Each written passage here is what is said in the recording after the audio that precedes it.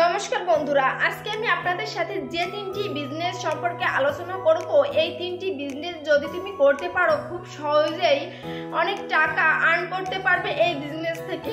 আর আমরা যারা দরিদ্র এবং মধ্যবিত্ত পরিবারের ছেলেমেয়েরা আছি, তারা প্রথম দিকে বুঝে উঠতে পারি না যে আমি কোন কাজটি শুরু করব বা কোন বিজনেস শুরু করলে ভালো একটা অ্যামাউন্ট পেতে পারবো, অর্থনৈতিকভাবে সচ্ছল হতে পারবো।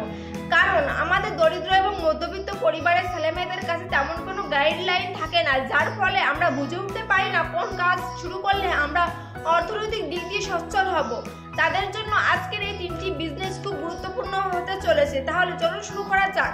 প্রথম বিজনেস হলো মাছ চাষ। আমরা যারা গ্রামের দিকে আসি তারা দেখবেন মাছ চাষ করে। তুমি যদি এই মাছ চাষটা করতে পারো একটু বুদ্ধি খাটিয়ে, তাহলে তুমি এর থেকে প্রচুর টাকা ইনকাম করতে পারবে। প্রথমে এই মাছ চাষ করার জন্য তোমাকে একটা ঘের কাটতে হবে। ঘের, ভেড়ি বা পুকুর যাই বলেন না কেন সেটি কাটতে হবে। এর জন্য একটা জমি ক্রয় করতে হবে।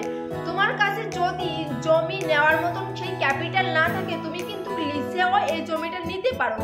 নিয়ে সেখানে একটা ঘের কাটলে, ঘের বা পুকুর যাই হোক বলো না কেন, সেটি কাটলে, কেটে তুমি এতে মাছ চাষ করতে পারো। ছোট থেকে যে মাছ, প্রথমে তুমি সাদা মাছের চাষ করতে পারো। ছোট মাছগুলো ছেড়ে এই মাছগুলো বড় করে বিক্রি করতে পারো, যার ফলে একটা ভালো অ্যামাউন্ট পেতে পারো এই মাছ চাষ করে।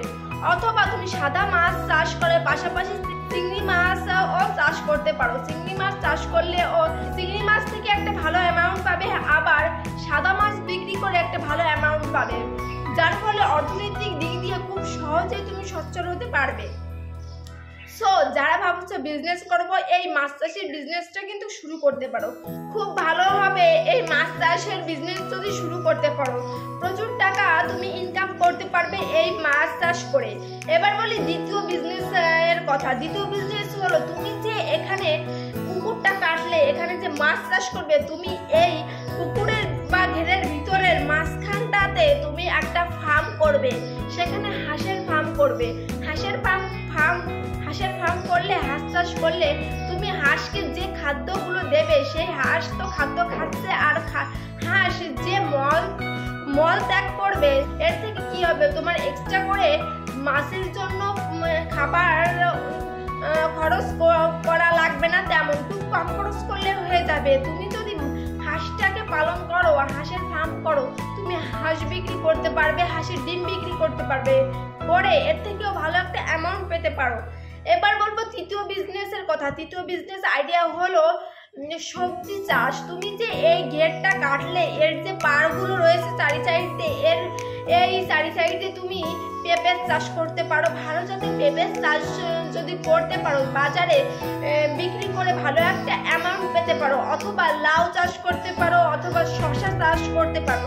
যে কোনো সবজি চাষ করে তুমি ভালো একটা অ্যামাউন্ট পেতে পারো, যার ফলে তুমি অর্থনৈতিকভাবে সচ্ছল হতে পারবে। সো বন্ধুরা, যারা গ্রামে বেকার বসে আছো, তারা ভাবছো কি ব্যবসা শুরু করবে, তারা এই ঘেরের কেটে মাছের ব্যবসা শুরু করে পাশাপাশি ফার্ম করতে পারো হাঁসের, পাশাপাশি সবজি চাষ করে তুমি ভালো একটা অ্যামাউন্ট পেতে পারো, যার ফলে অর্থনৈতিক দিক দিয়ে তুমি উন্নতির দিকে যেতে পারো। সো বন্ধুরা, আজকের এই তিনটি বিজনেসের মতো তোমাদের কোন বিজনেসটি ভালো লাগলো অবশ্যই কমেন্টে জানিও। আর আমি বলবো, যারা সত্যি ধনী হতে চাও, যারা সত্যি অর্থনৈতিকভাবে ভালো অর্থনৈতিক দিক দিয়ে সামনের দিকে এগোতে চাও, তার জন্য তোমাকে পরিশ্রম করে যেতে হবে, অধ্যবসায় করতে হবে, স্কিল ডেভেলপ করতে হবে, জানতে হবে। তুমি যে কাজই করো না কেন, সেই কাজ সম্পর্কে ভালো করে জানতে হবে, সেই কাজ সম্পর্কে ভালো করে জানতে হবে, বুঝতে হবে, তারপর সেই কাজে নামতে হবে। তাহলে দেখবে একটা ভালো কিছু করতে পারবে সেই কাজ থেকে। তুমি ছোট করে যে কাজটা শুরু করছো, সেই কাজটাকে বড় করতে পারবে, তোমার ডেভেলপ হবে। কারণ তুমি সেই কাজটা ভালো করে জেনে শুনে বুঝে সেই কাজের দিকে ঝাঁপিয়েছো। ভালো করে জেনে শুনে যে কোনো কাজ করলে অবশ্যই সফল হতে পারবে।